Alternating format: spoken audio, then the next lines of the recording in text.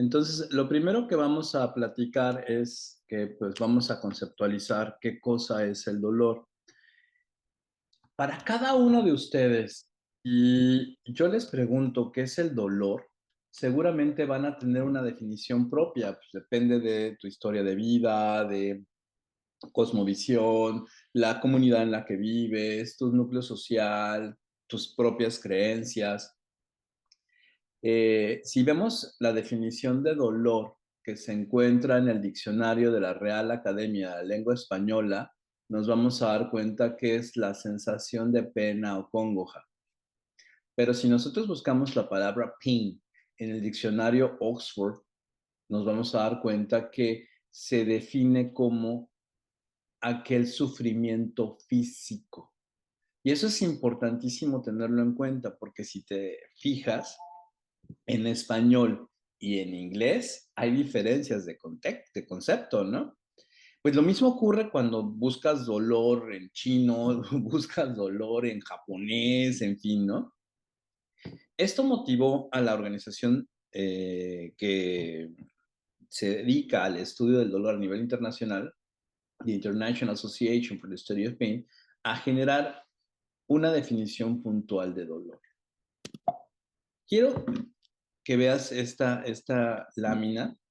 Eh, es de un artículo de Nature publicado en el 22, que a mí se me hace un excelente artículo porque habla de la amputación quirúrgica de una extremidad hace 31,000 años. Imagínate hace 31,000 años. Si las pirámides son de hace 5,000 años antes de Cristo, imagínate 31,000 años, ¿no? Es una cantidad de tiempo loca. Ahora, ¿qué le habrá pasado a este hombre? ¿Por qué lo habrán tenido que amputar? ¿Y habrá sido doloroso? ¿Habrá tenido dolor postoperatorio? ¿Con qué lo habrán anestesiado? ¿Lo habrán anestesiado? ¿Habrá tenido síndrome de miembro fantasma después de la cirugía? Y entonces es cuando nos ponemos a pensar que el dolor forma parte de los humanos. Y lo vamos a ver en todas las artes plásticas, está en la literatura, en la pintura, en la escultura, en fin, vamos a ver que el dolor es algo recurrente y es algo que la gente va a tratar de documentar de una forma u otra.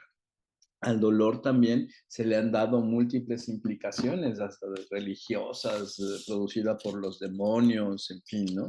Pero es muy importante para todos nosotros tener claro que en este mundo de definiciones y de concepto de dolor, la International Association for the Study of Pain hizo una definición operativa.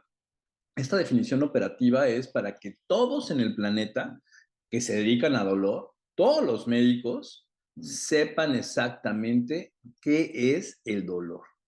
Y el dolor lo definen, hicieron esa revisión en el 79 y después el Comité de Taxonomía de la IASP se reunió nuevamente para revisar esta definición y modificarla en el 2020 y lo definen como una experiencia. Cuando hablas de una experiencia es algo que ya sabes, algo que ya conoces, algo que ya viviste. Eso quiere decir que tienes que activar tus cortezas cerebrales, las cortezas somatosensoriales, la corteza visual, la corteza prefrontal, la corteza occipital, las parietales, en fin. Tienes que activar tus cortezas para jalar recuerdos, jalar memorias y puedas tener esa evocación de ese momento. Entonces, una experiencia sensorial porque afecta o se mueve a través de las fibras aferentes primarias tipo C, las fibras aferentes primarias A delta, la médula espinal, ¿sí? Pero también es una experiencia no solo sensorial, sino también emocional. Somos seres emotivos, le damos emotividad a las cosas. Le damos ira, felicidad, tristeza, miedo. Somos animales emocionales. Y esto finalmente habla de la relación que hay entre el mesencéfalo con la corteza, entre el cerebro primitivo y las cortezas cerebrales. Esta experiencia sensorial y emocional es asociada a o se parece a fíjate, se asocia o se parece a un daño a los tejidos. A un daño a los tejidos que es actual, lo estoy viendo en este momento, o es potencial. Y ahí hablamos de cosas como la integración nociplástica, la integración neuroplástica. Y eso es muy interesante porque al ver esta definición podemos entender entonces que el dolor, más allá de ser algo físico, abarca también diferentes esferas. Eso ha motivado a que muchos estudiemos qué tan frecuente es el dolor en nuestra comunidad, en nuestro medio, y eso nos llevó a publicar diversos artículos en diferentes momentos sobre cómo es la frecuencia de dolor en México. Y si te fijas, el dolor en México afecta al 19% de los adultos que viven en un medio urbano. Necesitaríamos tener estudios para ver qué pasa en el medio rural, pero por lo menos sabemos que a nivel urbano afecta al 19%. 2 de cada 10 mexicanos entonces tienen dolor crónico. En el contexto del dolor agudo, el dolor afecta a 8 de cada personas hospitalizadas o 8 de cada 10 personas hospitalizadas o que se encuentran en el postoperatorio. Eso quiere decir que entonces el dolor es una eventualidad muy frecuente, que lo vamos a ver muy frecuentemente. Eh, si lo vemos frecuentemente, entonces esta lámina que te estoy poniendo es algo que tenemos que reflexionar. ¿Por qué tenemos que reflexionarla? Fíjate nada más, es un estudio de Breivik que se publicó en el 2006 acerca de la prevalencia del dolor en Europa. Se evaluaron 15 ciudades europeas, pero quiero que veas esto, y es que el 43% de los pacientes considera que los médicos se enfocan en la enfermedad y no en el dolor. Se enfocan en la metformina, en la glibenclamida, en fin, ¿sí? Pero no se enfocan en la neuropatía diabética dolorosa. O sea, ven la enfermedad, no ven el dolor. 40%, o sea, 4 de cada 10 pacientes que se ven no tienen un adecuado control del dolor. Refieren que no tienen un adecuado control del dolor. Imagínate nada más. 64% de los pacientes, 6 de cada 10 pacientes, siente que sus tratamientos no son adecuados.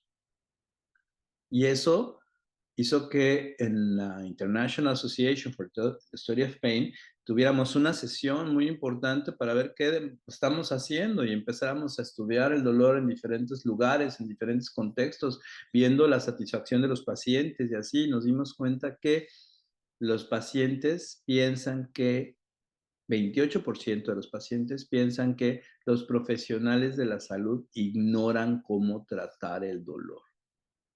Los médicos de nuestra formación empezamos a imitar actos de los médicos que vemos en las prácticas clínicas. Y si estos cuates no saben tratar el dolor, ¿crees que tú lo vas a saber tratar?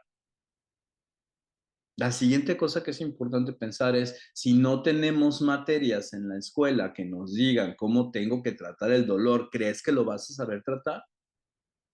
Y entonces es importante que reforcemos desde la formación el que nuestros médicos tengan conocimiento sobre cómo tienen que tratar el dolor.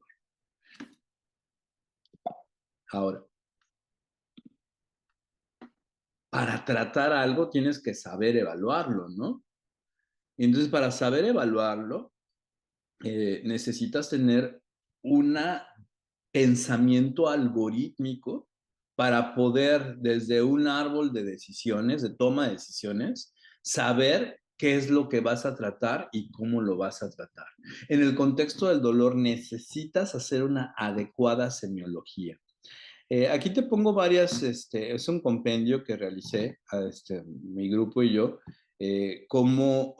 que integra diferentes metodologías de hacer semiología del dolor, como la metodología Alicia, la Alicia modificada, OPQRST, el Quiz-Taped, Sócrates. En fin, estas son metodologías que ya existen, entonces nosotros lo que hicimos fue tratar de conjuntarlas en esta imagen. Y entonces tenemos que evaluar el tiempo, cronicidad o antigüedad, la causa, génesis, origen, la ubicación o localización, la extensión corporal que está afectada por el dolor, la dinámica, la intensidad, características, su irradiación o su distribución o su proyección, las coincidencias circádicas o ultrádicas, cuáles son los atenuantes, cuáles son los agravantes, qué características tiene ese dolor en forma especial, síntomas que se asocian a ese dolor y el impacto en las condiciones de vida de las personas, así como cómo se autopercibe el paciente con la experiencia dolorosa que está viviendo en ese momento. Y eso, mis amigos, es tremendamente importante porque cuando vemos los 4 ejes de la taxonomía del dolor, podemos empezar a intuir la forma en la que lo vamos a tratar. De tal forma que si yo tengo un dolor en temporalidad, cronicidad o antigüedad, si yo tengo un dolor crónico, va a ser un dolor de más de 3 meses de evolución. Si tengo un dolor agudo, es el que no tiene los 3 meses de evolución.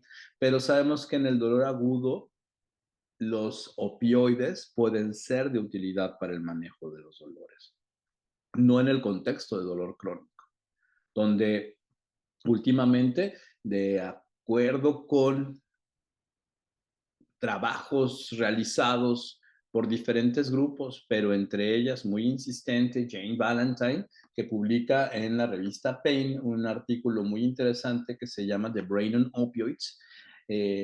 Mueve a que tenemos que reconsiderar la administración de opioides y la utilidad de los opioides en el dolor crónico.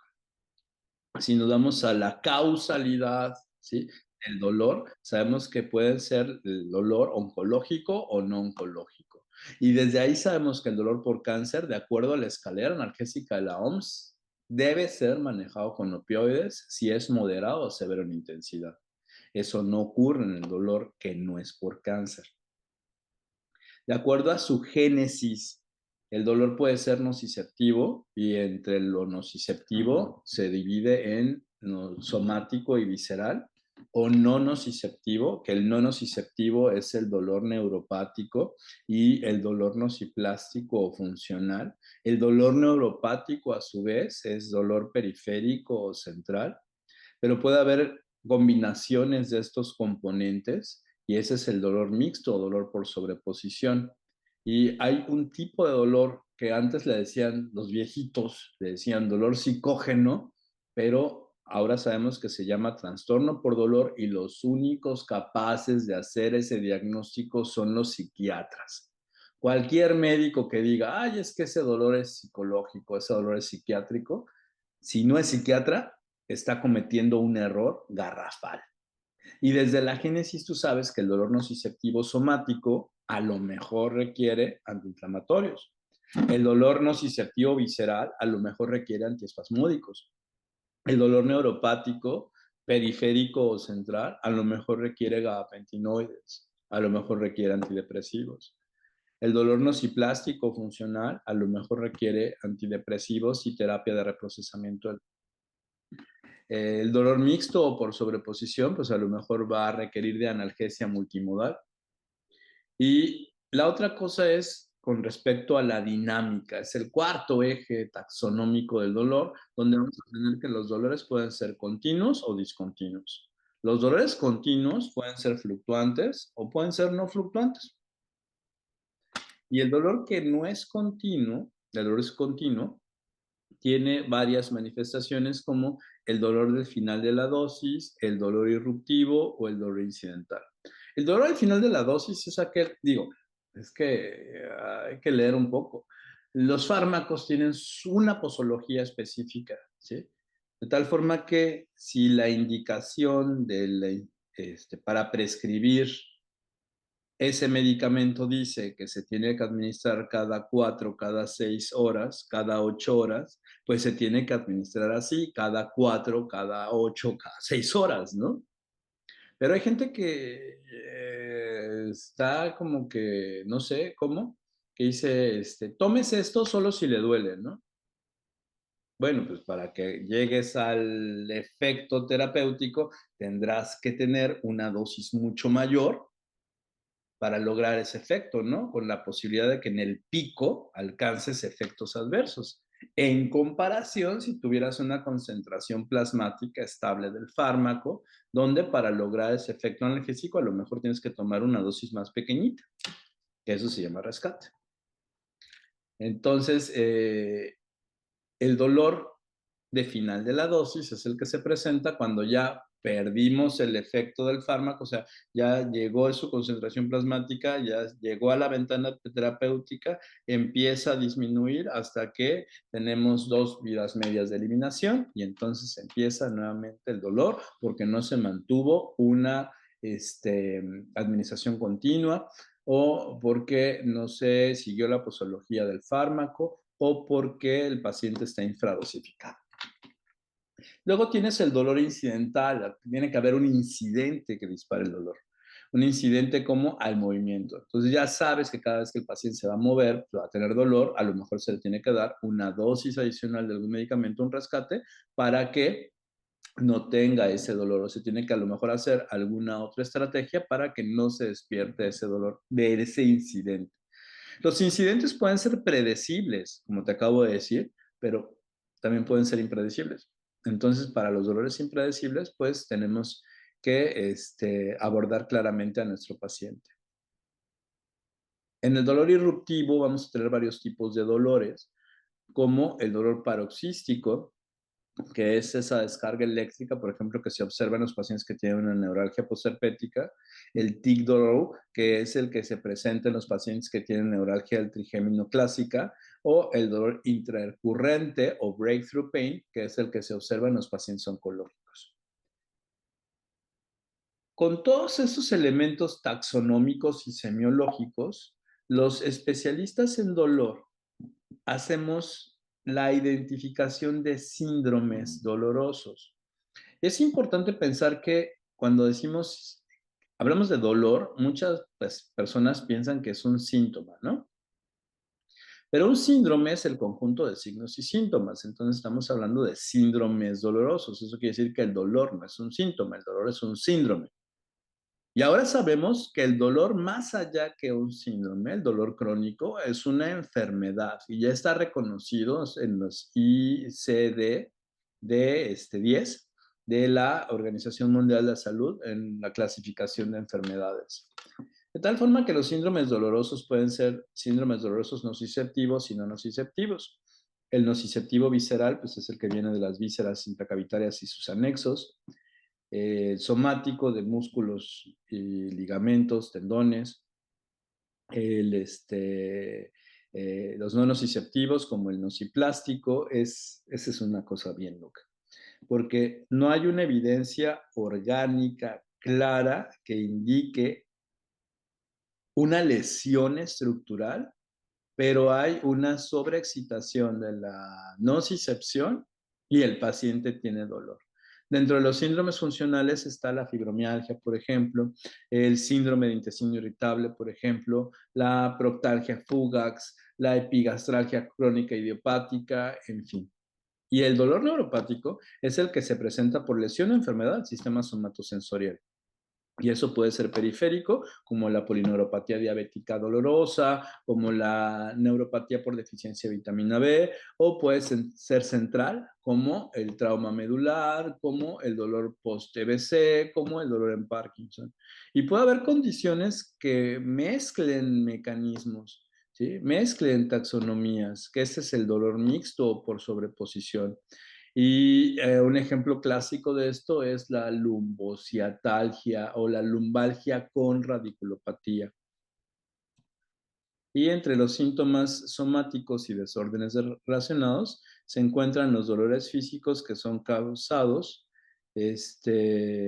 por factores emocionales, mentales o conductuales, que son los trastornos por dolor, que son diagnosticados por un psiquiatra. Enseñar otra imagen que a mí en lo particular me gusta mucho. Algo que es importante pensar es que Cecily Saunders, eh, la mamá de los cuidados paliativos, describió un concepto que es el concepto de dolor total. Dice que el dolor tiene componentes no solo físicos, sino como hemos platicado, tiene componentes psicoafectivos, pero también tiene componentes sociales y componentes espirituales. Componentes sociales es que por el dolor ya no puedo trabajar, ya no puedo conseguir dinero, ahora me tienen que mantener, ¿no? Por el dolor, me corrieron de 3 trabajos, ¿no? Y el contexto espiritual es porque a mí, por qué me está castigando la fuerza cósmica que nos rige a todos, qué hice yo mal, ¿no? Para que Dios esté enojado conmigo, ¿no? Y si vemos este contexto del dolor total y lo trasladamos a lo que es la ciencia, uno de los generadores de la teoría de la compuerta, que es la que abrió el camino a las neurociencias y explica claramente el dolor, fue desarrollada por Patrick Wall y Ronald Melzack en la década de los 70. Melzack, antes de morirse, por ahí de los 2000, dejó un artículo muy interesante que se llama la teoría de la neuromatrix. Y más allá de clavarnos con el rollo de la fibra aferente primaria, dijo, hay que regresar al cerebro, ahí es donde se integra todos los estímulos, ahí es donde está todo, inclusive lo nociplástico, inclusive lo funcional. Y habla de que hay entradas a la neuromatrix, donde reconocemos nuestra propia identidad corporal, ya sea por áreas cognitivas, ya sea por áreas sensoriales o ya sea por áreas emocionales a nivel cerebral. Y hay salidas, ¿sí? Que nos van a hablar sobre la percepción del dolor, cómo reaccionamos nosotros en forma voluntaria o involuntaria ante la presencia del dolor y cómo va a reaccionar nuestro cuerpo cuando tenemos cosas como respuestas metabólicas al trauma, ¿no? Por liberación de cortisol, adrenalina, endorfinas y así. Entonces, mis amigos, muchas gracias y quedo atento.